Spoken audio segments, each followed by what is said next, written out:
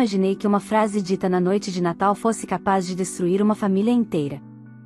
Tudo parecia perfeito, a árvore enfeitada, os presentes espalhados, as crianças rindo, até o momento em que meu pai decidiu explicar quem, naquela casa, merecia amor de verdade. Minha filha, com apenas 7 anos, ficou sem presente, sem explicação e com uma pergunta que até hoje ecoa na minha cabeça: mamãe, eu fiz algo errado? Naquele instante, eu entendi que não era apenas sobre um Natal cruel, mas sobre anos de humilhação, controle e desprezo disfarçados de família.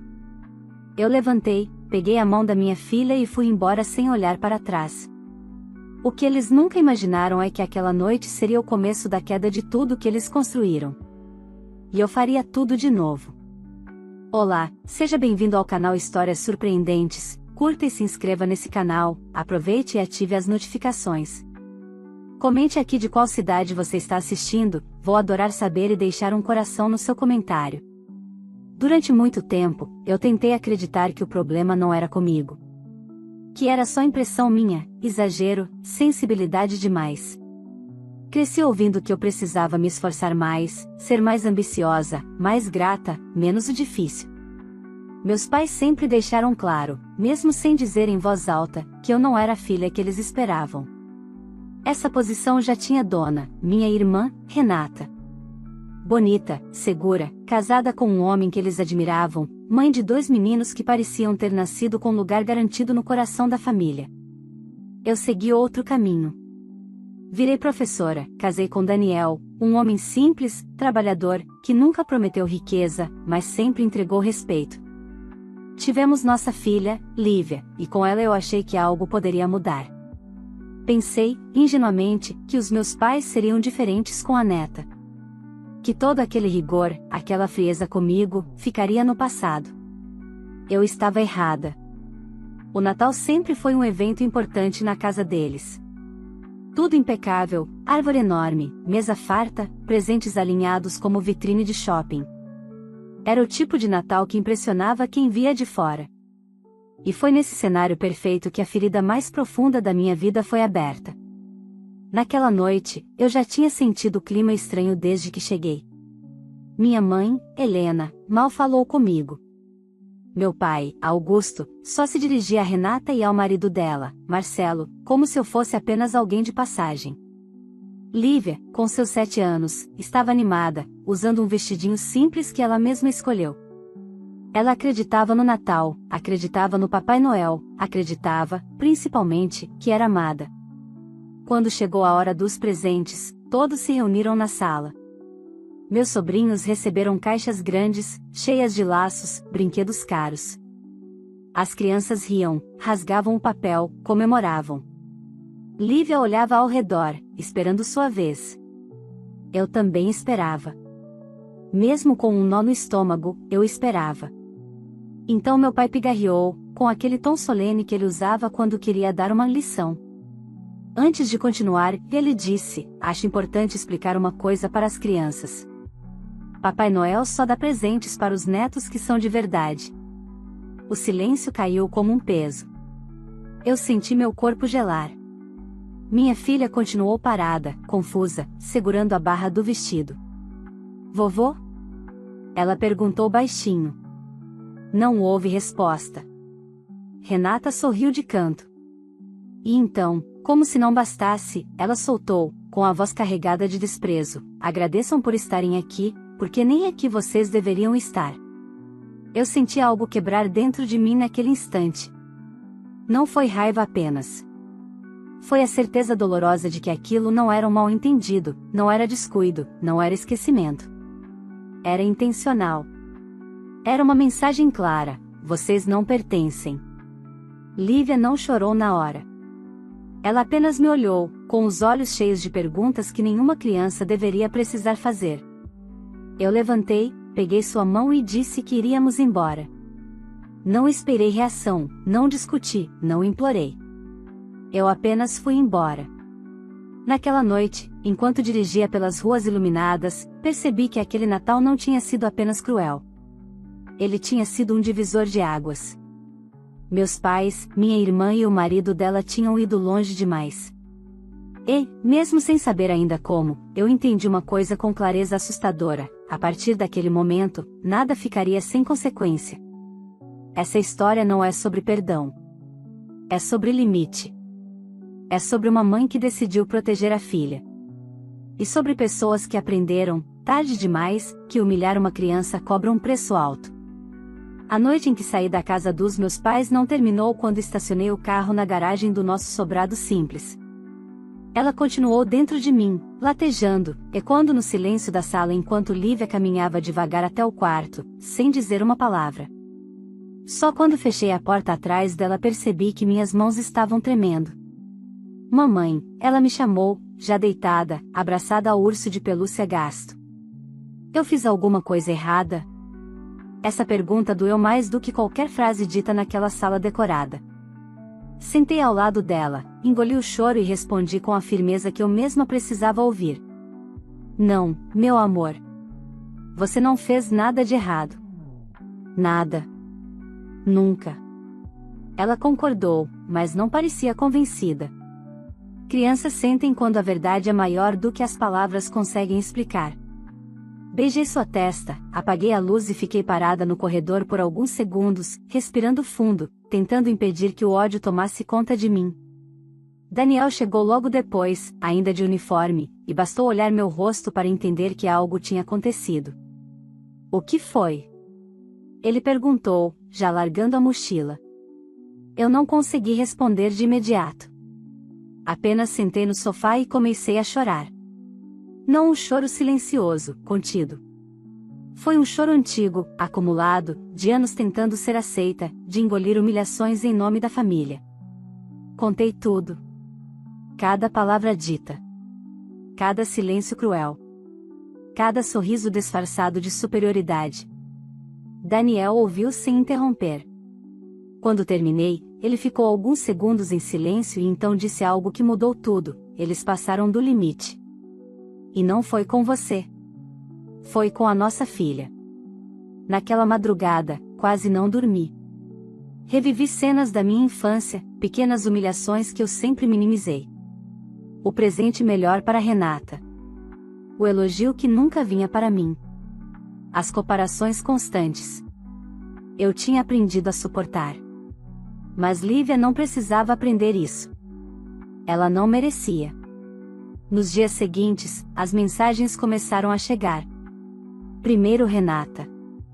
Você exagerou. Papai só quis ensinar uma lição. Depois minha mãe. Quando você se acalmar, a gente conversa. Meu pai foi o único que não escreveu. O silêncio dele sempre foi a forma mais clara de desprezo. Lívia mudou. Ficou mais quieta, mais introspectiva. Parou de falar do Natal, parou de perguntar dos avós. Um dia, encontrei um desenho dela rasgado no lixo. Era um desenho antigo, da nossa família inteira, inclusive meus pais. Aquilo me fez tomar uma decisão que eu vinha adiando havia anos: eu não ia mais fingir que não via. Fui atrás de algo que sempre foi tratado como tabu. A herança da minha avó materna, Dona Célia. Antes de morrer, ela me disse que havia deixado uma quantia separada para mim, administrada temporariamente pelo meu pai. O dinheiro deveria ter sido repassado quando completei 30 anos. Eu tinha 31. Sempre que perguntei, meu pai dizia que ainda não era o momento certo. Que eu precisava amadurecer. Que era para o meu bem. Na época, aceitei. Agora, não mais. Procurei um advogado indicado por uma colega da escola, Dr. Henrique, um homem calmo, de fala firme. Levei todos os documentos que tinha guardado ao longo dos anos, inclusive uma cópia do testamento da minha avó. Ele leu tudo com atenção e levantou os olhos para mim. Isso aqui não é favor. É direito. E está sendo retido sem justificativa legal. Meu coração disparou. Então, ele não podia fazer isso? Não podia. E vai ter que responder por isso. Saí daquele escritório sentindo algo que nunca tinha sentido antes em relação à minha família: controle. Não controle sobre eles, mas sobre a minha própria história. Enquanto isso, Renata continuava postando fotos felizes nas redes sociais. Presentes novos, viagens, os filhos sorrindo. O marido dela, Marcelo, sempre muito próximo do meu pai, como se fossem sócios, o que, mais tarde, eu descobriria que não era apenas impressão. Naquela semana, tomei outra decisão silenciosa: não pisaria mais na casa dos meus pais. Não atenderia ligações. Não explicaria nada. Quem humilha uma criança não merece justificativa. Eu ainda não sabia como tudo iria se desenrolar. Não sabia até onde aquilo chegaria. Mas uma coisa estava clara: aquela noite de Natal tinha sido apenas o começo. E, gostassem eles ou não, a conta estava prestes a chegar. A notificação chegou numa terça-feira de manhã, dessas comuns, em que eu já estava atrasada para a escola e Lívia reclamava que a meia estava pinicando. O envelope pardo parecia inofensivo, mas meu estômago se revirou no instante em que vi o nome do remetente. Escritório Jurídico do Dr. Henrique. Abri com cuidado, sentando à mesa da cozinha como se aquilo exigisse um ritual. Era confirmação formal: meu pai havia 7 dias para se manifestar e regularizar a situação da herança. Caso contrário, o processo seguiria para o judiciário. Fiquei alguns minutos encarando o papel, sentindo uma mistura estranha de medo e alívio. Pela primeira vez, não era eu quem estava sendo colocada contra a parede. Naquela mesma tarde, Renata me ligou. Deixei tocar até cair na caixa postal. Minutos depois, outra ligação. E outra. Na quarta tentativa, atendi. Você enlouqueceu? Ela disparou, sem cumprimentos. Você acha mesmo que pode enfrentar o papai assim? Não estou enfrentando ninguém. Só estou exigindo o que é meu. Você vai destruir a família por causa de dinheiro? Respirei fundo. Não, Renata. A família foi destruída quando vocês decidiram humilhar minha filha. O dinheiro só revelou quem vocês são de verdade. Ela riu, um riso seco, carregado de desprezo. Você sempre foi ingrata. Papai sempre te ajudou mais do que você merecia. Essa frase me fez lembrar de cada ajuda que vinha acompanhada de cobrança, controle e humilhação. Desliguei sem responder. Não devia mais explicações. 2 dias depois, foi a vez da minha mãe aparecer. Não ligou. Não avisou. Simplesmente surgiu no portão, impecável como sempre, segurando uma sacola de brinquedos. Trouxe umas coisas para Lívia, disse, como se nada tivesse acontecido. Não a convidei para entrar. Agora não é um bom momento. Filha, você está exagerando. Seu pai só quis te orientar. Ele sempre soube o que era melhor para você. Não, respondi, firme. Ele sempre soube o que era melhor para ele. Ela tentou se aproximar, mas dei um passo atrás. Vocês machucaram minha filha. Isso não se resolve com brinquedo. Pela primeira vez, vi algo parecido com desconforto no rosto dela. Mas durou pouco. Ela se recompôs, virou as costas e foi embora sem dizer mais nada.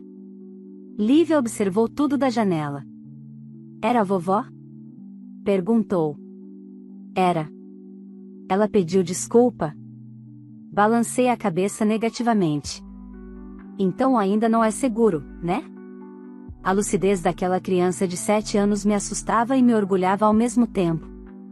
Enquanto isso, Daniel me contou algo que me deixou em alerta. Um conhecido dele, que trabalhava como corretor, comentou casualmente que meu pai e Marcelo estavam envolvidos em negócios imobiliários juntos, muito além do que a família admitia. Imóveis alugados sem contrato claro, reformas mal feitas, valores ajustados por fora. Levei essa informação ao Dr. Henrique. Ele ouviu com atenção, fez algumas anotações e disse: isso pode complicar bastante as coisas para eles. Se houver irregularidades, não estamos falando só de família. Estamos falando de lei. Na sexta-feira, o prazo venceu. No sábado de manhã, meu pai finalmente ligou. Atendi. Você está satisfeita agora? Ele perguntou, sem rodeios. Ainda não recebi o que é meu. Esse dinheiro sempre foi uma ferramenta para te incentivar a ser alguém melhor. E usar minha filha como exemplo do que acontece com quem não é de verdade também fazia parte da lição? Houve um silêncio pesado. Você está distorcendo as coisas. Não. Pela primeira vez, estou enxergando tudo com clareza. Desliguei antes que ele continuasse. Minutos depois, recebi uma mensagem do advogado, e entramos com a ação. Naquela noite, deitei ao lado da minha filha enquanto ela dormia, segurando sua mão pequena. Eu sabia que aquilo estava longe de acabar. Sabia que Renata, meus pais e até Marcelo não aceitariam perder o controle tão facilmente. Mas também sabia de algo novo, algo poderoso. Eu não estava mais sozinha, nem disposta a aceitar migalhas. E o que começou como uma humilhação no Natal perfeito estava prestes a revelar segredos que eles nunca imaginaram que viriam à tona. O processo mudou o ritmo da minha vida. Tudo passou a girar em torno de prazos, documentos e telefonemas que eu nunca imaginei precisar fazer contra a própria família. Dr. Henrique me ligava quase todos os dias, sempre com a mesma calma profissional, mas as notícias começaram a ganhar peso. Seu pai apresentou defesa, e ele disse numa quarta-feira à tarde. E não foi amigável. Não fiquei surpresa. Augusto nunca recuava. Ele avançava. A estratégia dele era clara: tentar me desqualificar. Alegava que eu era emocionalmente instável, que estava agindo por ressentimento, que sempre tive dificuldades financeiras por más escolhas e que, por isso, não estava apta a administrar a herança. Quando li aquilo, senti um gosto amargo na boca. Era o mesmo discurso de sempre, agora transformado em papel timbrado. Ele pode fazer isso? Perguntei. Tentar, ele pode. Provar, não. E tem mais, Henrique fez uma pausa curta. Ao analisar as movimentações bancárias, encontramos inconsistências sérias. O dinheiro da herança não ficou parado como ele disse. Foi movimentado. Meu coração disparou. Movimentado como? Transferências para empresas ligadas ao seu cunhado, Marcelo. Valores fracionados, em datas estratégicas. Era pior do que eu imaginava. Não se tratava apenas de controle ou castigo. Eles usaram o que era meu. Naquela mesma semana, Renata apareceu novamente. Dessa vez, não no portão, mas no meu trabalho. Pediu para falar comigo na saída. Eu aceitei, por curiosidade, não por esperança. Você não faz ideia do que está causando, ela disse, cruzando os braços. O Marcelo está sendo investigado por causa dessa história. Não por causa de mim, respondi. Por causa do que ele fez. Você sempre quis nos derrubar, ela cuspiu. Sempre teve inveja. Eu respirei fundo, cansada daquele roteiro. Inveja do que, Renata? De viver sendo comparada, diminuída e usada? Se isso é vitória, eu nunca quis ganhar. Ela perdeu o controle. Papai sempre soube que você era fraca. Agora está provando. Foi ali que eu percebi algo importante: Renata não estava com medo por mim, nem pela família. Estava com medo de perder o conforto.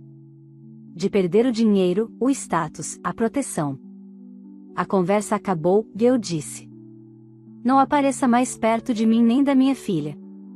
Ela saiu furiosa, batendo o salto no chão como se aquilo fosse uma declaração de poder. Mas, pela primeira vez, soou vazio. Em casa, Lívia começava a mudar. A tristeza silenciosa foi dando lugar a uma curiosidade tímida. Ela me contou que queria participar da peça da escola. Um papel pequeno, mas importante para ela. No dia da apresentação, quando a vi no palco, sorrindo, senti algo que meus pais nunca conseguiram me dar: orgulho sem condição. Na semana seguinte, veio o golpe mais duro para eles. Dr. Henrique me ligou cedo. O juiz determinou a quebra de sigilo financeiro das empresas ligadas ao seu pai e ao Marcelo. Sentei na cama, sem conseguir falar. Isso significa que tudo vem à tona, e ele continuou. Contratos, impostos, repasses. Se houver irregularidades, eles vão responder por isso. Não comemorei. Não senti alegria. Senti justiça. Uma justiça fria, inevitável. Augusto tentou me ligar naquela noite. Não atendi. Mandou uma mensagem curta, diferente do tom arrogante de sempre. Precisamos conversar. Apaguei. No dia seguinte, foi minha mãe quem ligou. Chorando. Você não entende o que está fazendo com a gente, ela disse. Seu pai está doente de preocupação. Ele nunca se preocupou quando machucou minha filha. Família erra, família protege crianças. O resto é conveniência. Desliguei. Os efeitos começaram a aparecer rápido. Marcelo foi afastado de uma das empresas. Renata parou de postar fotos felizes. Amigos em comum começaram a evitar comentários, como se o silêncio pudesse apagar o que estava acontecendo. E então, algo inesperado aconteceu. Recebi uma mensagem de uma prima distante, alguém que eu quase não via. Soube do processo. Queria dizer que você não está errada. O que fizeram com sua filha foi cruel. Alguém precisava enfrentar seu pai. Era pouco, mas foi a primeira vez que alguém da família reconheceu a verdade. Naquela noite, enquanto colocava Lívia para dormir, ela me perguntou: Mamãe, a gente vai ficar bem? Olhei para aquele rostinho que tinha aprendido cedo demais o que era rejeição. Vai. Mesmo que doa agora, a gente vai ficar bem. Mas eu sabia, o pior ainda não tinha chegado. Quando o dinheiro e o poder começam a ruir, as pessoas mostram quem realmente são. E meus pais ainda tinham cartas perigosas para jogar. A calmaria estranha que se seguiu foi o sinal mais claro de que algo grande estava sendo preparado. Meu pai nunca ficava em silêncio quando perdia o controle. Ele atacava. Sempre foi assim. E, naquela semana, eu senti no corpo que o próximo movimento viria carregado de veneno. O primeiro golpe veio em forma de processo. Dr. Henrique me ligou numa sexta-feira à tarde. Seu pai entrou com uma ação contra você. Fechei os olhos. Do que ele me acusa agora? Difamação, danos morais e tentativa de destruição da honra familiar. Soltei uma risada curta, sem humor, e eu não falei nada publicamente. Eu sei. Mas ele alega que você instigou investigações e plantou dúvidas sobre os negócios dele. Era a jogada final de Augusto, inverter os papéis. Transformar o agressor em vítima. Ele sempre fez isso dentro de casa. Agora tentava fazer diante da justiça. Ele está desesperado, e Henrique continuou. E isso é perigoso. Mas também há um erro. Por quê? Porque, nesse tipo de ação, ele será obrigado a abrir ainda mais documentos. E quanto mais ele abre, mais coisas aparecem. A confirmação veio dias depois. As investigações revelaram contratos irregulares, imóveis alugados sem registro adequado e transferências suspeitas envolvendo o nome de Marcelo. Meu cunhado começou a ser chamado para depor. Renata, pela primeira vez, tentou contato de um jeito diferente. Ela apareceu na minha casa. Não avisou. Não ligou. Apenas bateu à porta. Quando abri, vi uma mulher diferente da irmã confiante de sempre. Olheiras profundas, cabelo preso de qualquer jeito, o rosto marcado pelo medo. A gente precisa conversar, ela disse, a voz trêmula. Não, respondi. Você não precisa de conversa. Precisa de limites. Você não entende, ela começou a chorar. O Marcelo pode perder tudo. A casa, o trabalho, ele está sendo investigado por causa desse processo. Não, corrigi, com calma. Ele está sendo investigado por causa do que ele fez. Papai disse que você sempre quis isso. Que sempre teve inveja da nossa vida. Essa frase já não doía mais. Renata, eu nunca quis a sua vida. Eu quis respeito. E você sabe disso. O que vocês fizeram com a minha filha não foi um erro. Foi crueldade. Ela tentou se aproximar, mas eu mantive distância. Você humilhou uma criança. E quando teve a chance de impedir, escolheu se juntar a eles. Isso não se apaga. Você vai destruir a família, ela sussurrou. A família já estava destruída. Eu só parei de fingir que não via os escombros.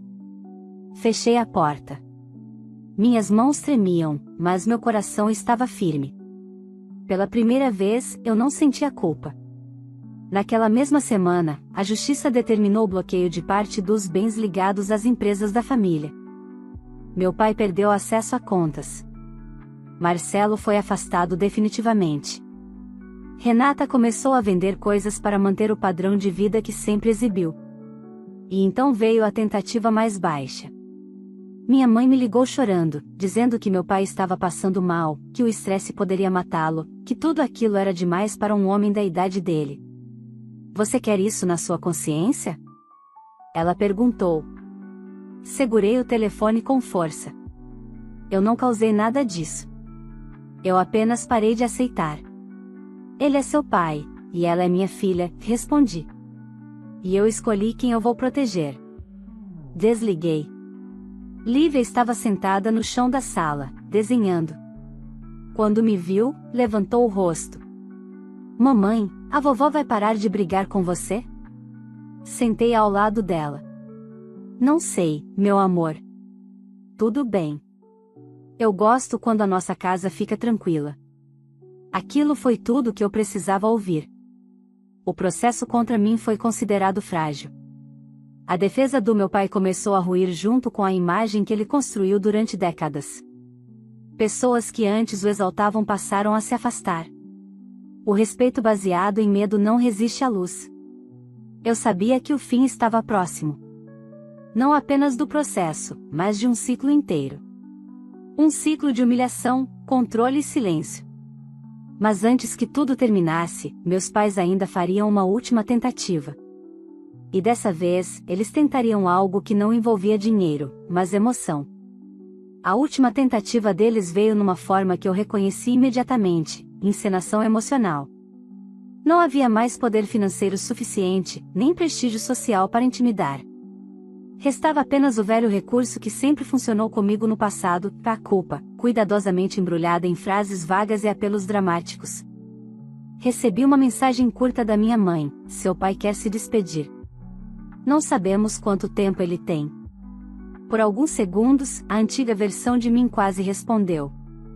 Aquela que sempre corria, sempre tentava consertar, sempre se diminuía para manter a aparência de família. Aquela que aprendeu cedo que amor vinha com preço. Mas essa versão não existia mais.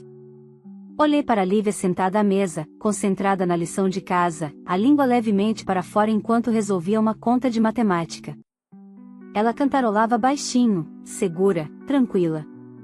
E ali entendi, com uma clareza quase física, que não era minha responsabilidade aliviar o peso das escolhas deles. Respondi apenas: desejo que encontrem paz. Eu escolhi proteger minha filha. Não houve resposta. Nem insistência. Nem pedido real de desculpas. Dias depois, soube por terceiros que meu pai não estava morrendo. Estava pressionado. As investigações avançavam, a imagem pública ruía, e o controle que ele sempre exerceu escorria pelos dedos. A ação por difamação foi oficialmente arquivada. As provas eram fortes demais para sustentar a narrativa de vítima. As multas chegaram. Os bloqueios também. Parte dos bens foi vendida para cobrir dívidas. A casa grande, onde eu nunca me senti pertencente, foi colocada à venda. A mesma casa onde, um ano antes, minha filha foi publicamente humilhada diante de todos. Não senti prazer ao saber disso. Senti encerramento. Como se um ciclo finalmente tivesse sido fechado. Renata tentou contato uma última vez, por e-mail. O tom era diferente. Não havia ataque, nem ironia. Apenas cansaço, talvez até vazio. Perdi tudo. O casamento, a estabilidade, a imagem. Talvez você estivesse certa desde o começo. Li devagar. Sem satisfação. Sem raiva. Apenas com a distância emocional de quem já não carrega mais aquele peso. Respondi com honestidade: não se trata de estar certa. Trata-se de escolher não ser cúmplice.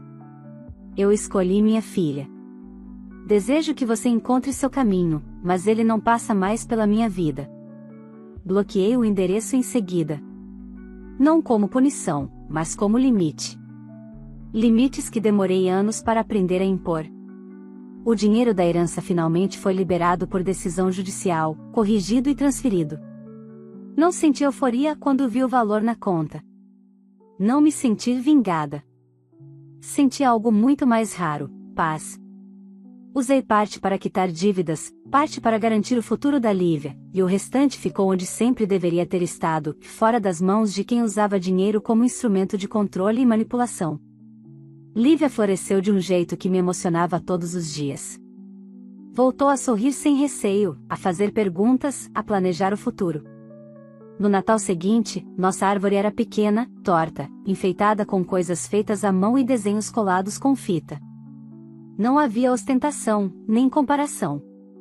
Só riso, bagunça, chocolate quente e afeto verdadeiro. Quando ela abriu os presentes, simples, mas escolhidos com cuidado, me abraçou forte. Mamãe, esse foi o melhor Natal da minha vida. Foi ali que eu soube, sem qualquer dúvida, tudo valeu a pena. Nunca mais voltei à casa dos meus pais. Nunca mais aceitei convites indiretos, mensagens atravessadas ou tentativas de reaproximação disfarçadas de arrependimento. Não por rancor, mas por lucidez. Pessoas que usam crianças para ferir adultos não merecem acesso às nossas vidas.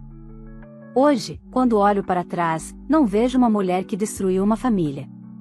Vejo uma mulher que interrompeu um ciclo. Que ensinou à filha, com atitudes, que amor não é barganha. Que pertencimento não se implora. Que dignidade não se negocia. Meu pai dizia que Papai Noel só dava presentes para netos de verdade. Ele estava errado. Os presentes mais importantes não vieram embrulhados.